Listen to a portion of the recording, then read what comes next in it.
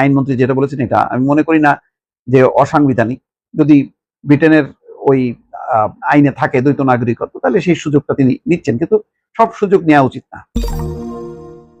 পররাষ্ট্র প্রতিমন্ত্রী জ্বালা শব্দটা ব্যবহার করে একটা বিপাকেই পড়েছেন।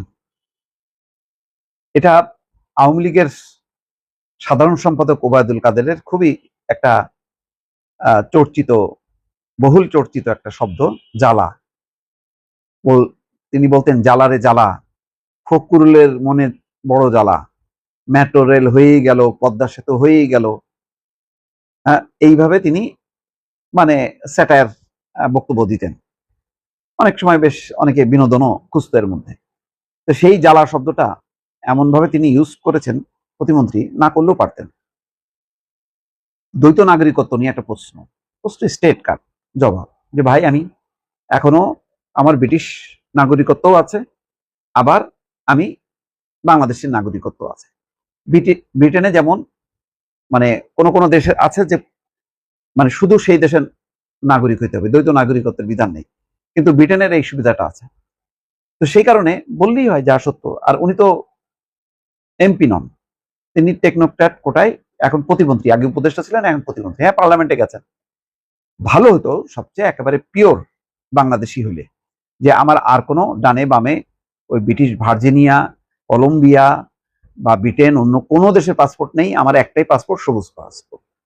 এটা হলো একটা ন্যাশনালিস্ট একটা ফিলিংসের ব্যাপার থাকতো। কিন্তু তিনি মানে কে লিখছে, এই জন্য সেই পত্রিকাকে, প্রথম আলোই নামটাই বলি, প্রথম আলোই তাকে বলছে যে তাদের এত জ্বালা কেন, 111-এর জ্বালা, ফখরুদ্দিন মঈনুদ্দিনের জ্বালা এখনো ভোলেনি। এইভাবে এটা হলো অ্যাটাকিং।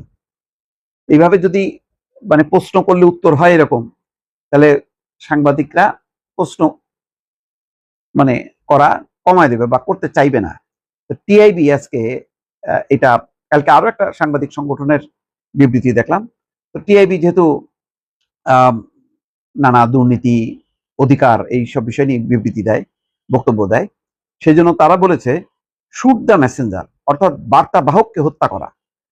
দ্বৈত নাগরিকত্ব নিয়ে সাংবাদিকদের করা প্রশ্নের সরাসরি জবাব না দিয়ে পররাষ্ট্র প্রতিমন্ত্রী হুমায়ুন কবিরের পাল্টা প্রশ্ন করাকে শুট দ্য মেসেঞ্জার, অর্থাৎ বার্তা বাহককে হত্যা করার প্রবণতা বলে উল্লেখ করেছে টিআইবি, ট্রান্সপারেন্সি ইন্টারন্যাশনাল বাংলাদেশ। একে মুক্ত গণমাধ্যম, স্বাধীন সাংবাদিকতা, বাক স্বাধীনতা এবং জনগণের তথ্য প্রাপ্তির অধিকার খর্ব করার আত্মঘাতী প্রয়াস হিসাবে উল্লেখ করে তা পরিহার করার আহ্বান জানাইছে। একটা অনুরোধ, এখান থেকে মন্ত্রীরা ভুল করবেন না তা না, কিন্তু ভুল করলে যদি সমালোচনা হয়, সেটা যদি যৌক্তিক হয়, সেখান থেকে শিক্ষা নেওয়া উচিত। কারণ তিনি লেবার পার্টি রাজনীতি করছেন, স্থানীয় নির্বাচন করে কাউন্সিলর পর্যন্ত নাকি ছিলেন।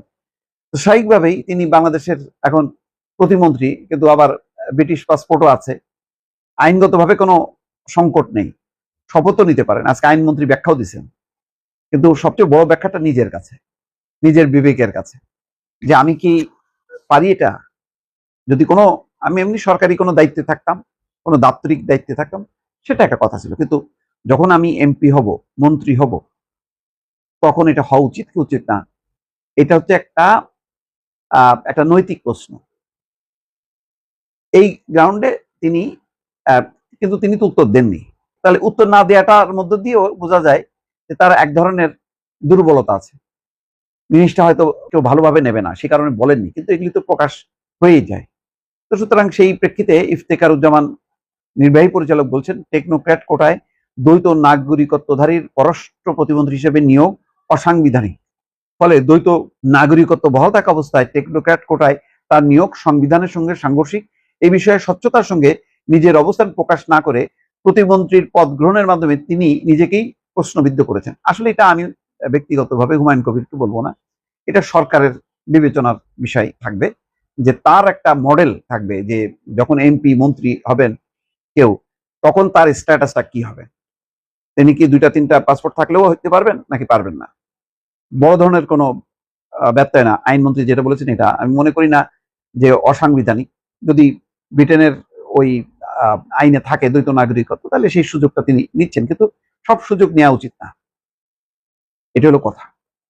এখন বাকিটা সরকারের ব্যাপার।